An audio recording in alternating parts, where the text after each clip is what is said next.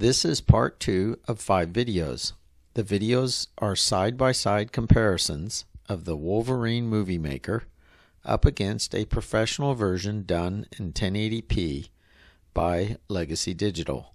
The video on the left is Legacy Digital's version, with no changes. You might say the film's default settings. The video on the right is the Wolverine Movie Maker, which copies in 720p. Contrast or sharpness, as the Movie Maker calls it, is set to medium. The exposure is set to 0. These are the default settings for the Wolverine. I'll let the clip play in silence till the end before I comment anymore. Hey guys, I've stopped the film on a single frame to point out the white balance from the Wolverine Movie Maker is incorrect. See how much more white is in the Legacy Digital film? Legacy's white balance is correct. That was a brand new 1969 Toyota car. Its paint hadn't even begun to fade. Also note how the lizard is almost black on the Wolverine side. I tried to lighten the lizard up with Video Studio Pro's software with marginal results. However, near the end of this film, I'll show what happened when I set the Wolverine's light exposure on 1.5 to the brighter side, instead of the default setting of 0. This gave better results than the software approach to brighten up the lizard. I will change the white balance on the Wolverine's film, making the color closer to Legacy Digital's. This white balance issue is not, and I repeat, not a fault of the Wolverine.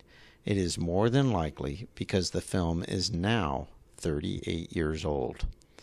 I prefer more contrast, so I'm taking the Legacy Digital's clip and adding some contrast, which makes film more like the Wolverine's. Although I am showing the results of these changes to still images of the lizard on the hood of the car, I made the changes to the whole clip. These are the only changes made, but I do repeat they were made to the whole clip. I'll be playing the clip in just a moment. I did slow down the part where the lizard runs. I just think these lizards are the neatest reptiles God ever made. They run on their hind legs like they are miniature tyrannosauruses. When I was 9 years old, my older brother had one of these lizards as a pet. He would go around the house with it on his shoulder, like people do with a pet parakeet. One day, while eating dinner, the lizard jumped off my brother's shoulder, landing in his bowl of soup. Of course, our family had a good laugh. I am going to start the altered clip right now.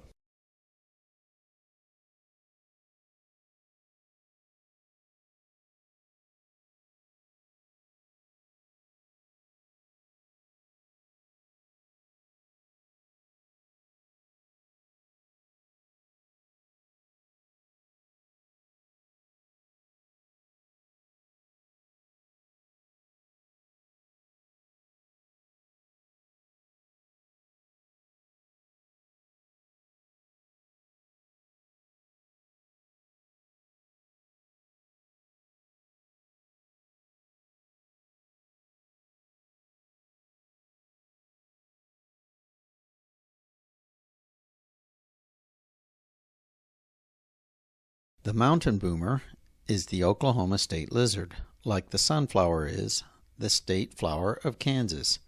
If you look the lizard up in a reptile book, they are called collared lizards, but the locals call them mountain boomers. This is the scene I promised you earlier. I changed the exposure setting to plus 1.5 on the Wolverine Movie Maker. I also changed the sharpness on the Wolverine to low. These two changes were done on the machine.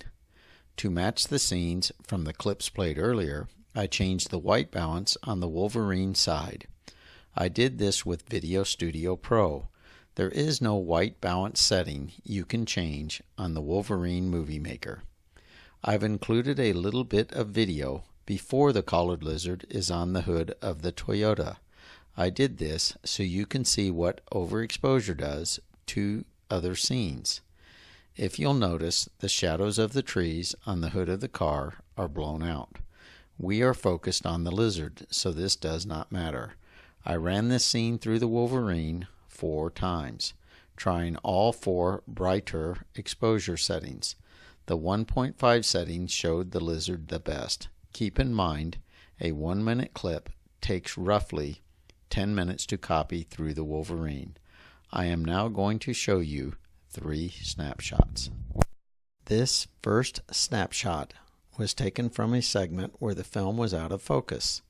As far as I know, neither the Wolverine movie maker nor any professional service can do much to improve the focus of films taken out of focus by a movie camera. In this second snapshot, the Wolverine is exposing the film a little too much.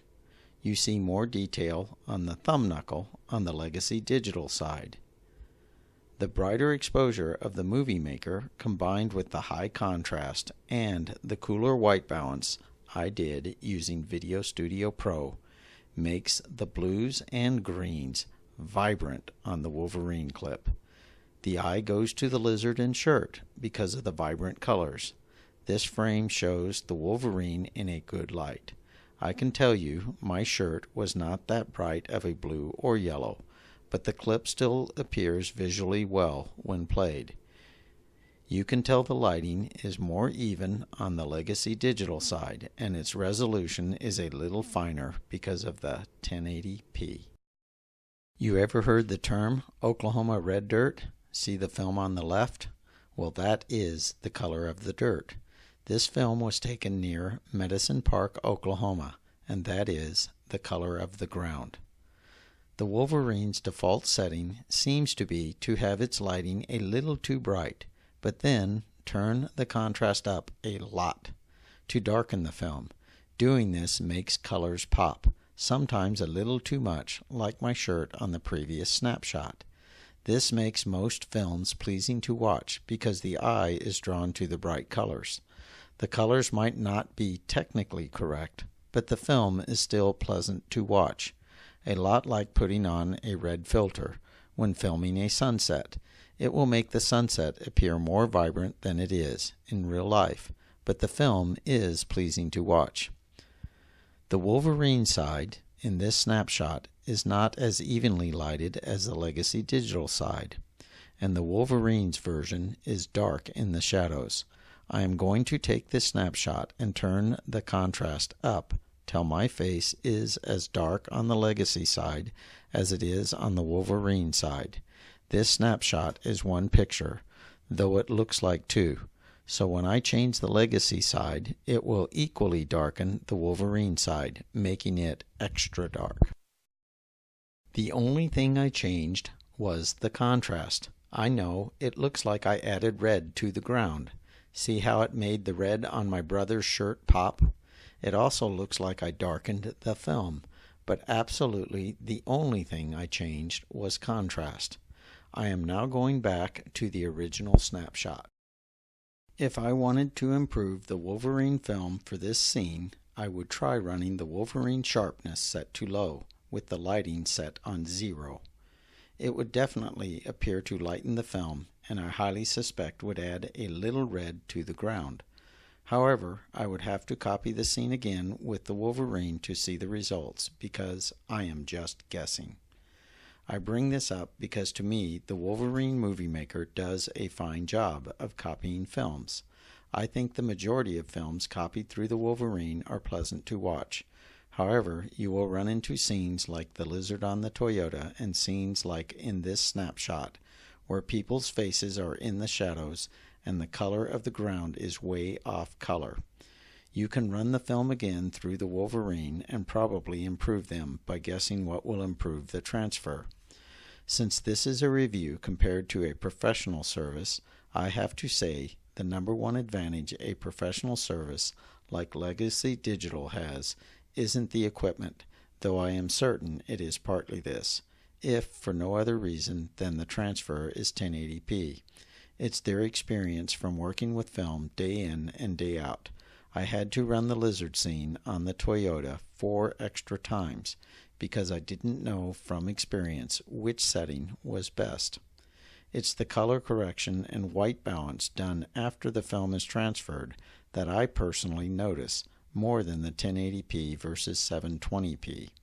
One final note, if you will notice, the Wolverine's frame is a little smaller than the copy from Legacy Digital. See how the person on the left is cut off on the Wolverine side to where only his feet are showing? This can be fixed. It's part of what I'll be covering in part 3 of 5 of the review on the Wolverine versus a professional transfer. Like I said in part 1 of this series, I was able to convince Legacy Digital to give anyone watching my videos a 10% discount on any transfers done by them. Keep in mind you do not have to be in the state or the country for them to give you a professional copy. Just ship your films to them and they'll ship them back.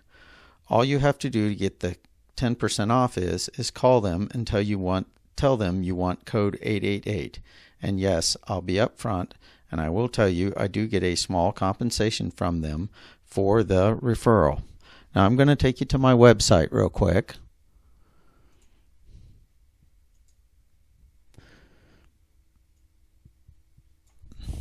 This right here is video 1 if you want to see it. If you haven't seen it, this is video 2.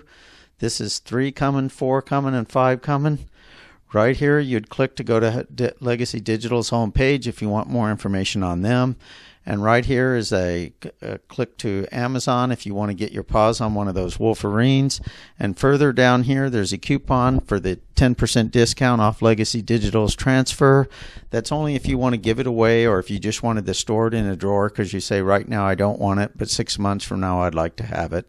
And so therefore it's a convenient way for you to keep the phone number, etc. Anyway, that's it. The screen may appear frozen, but it isn't. I am leaving it up for 3 minutes so you can get a pen and paper if you want Legacy Digital's phone number and the discount code of 888.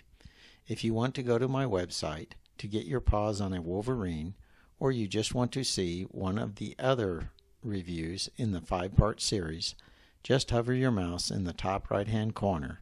If you're on a computer, click on anything that comes up that is white. On handheld phones, etc., click on anything that appears that is white. I know the screen looks frozen, but believe me, it isn't. Every so often, the white link will appear. This scene will run for 3 minutes. I am now going to be quiet and let you make your choice. Believe me, the scene is running.